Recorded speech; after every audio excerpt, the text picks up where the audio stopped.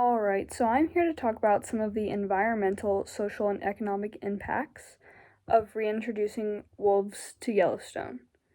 So, some of the environmental impacts that I particularly noticed in the video when watching were that, well, to start off, the wolves were actually established in Yellowstone when the park was designated in 1872, but things happen. Humans do things that we probably shouldn't do a lot of the time, and then later on we realize that what we did wasn't really that great and that we need to fix our mistake. So some of the environmental impacts of reintroducing the wolves that I noticed were that it improves the biodiversity of Yellowstone.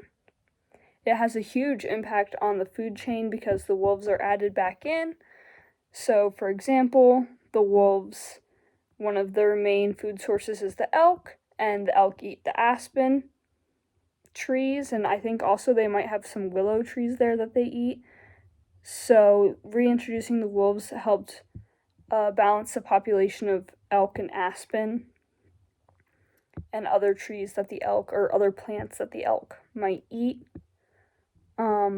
So yeah, that's the main environmental impacts that I noticed. Some of the social impacts of reintroducing the wolves. We used to kill wolves, humans used to kill wolves all the time, and I think people finally realized that wolves aren't really as big of a threat as we thought they were.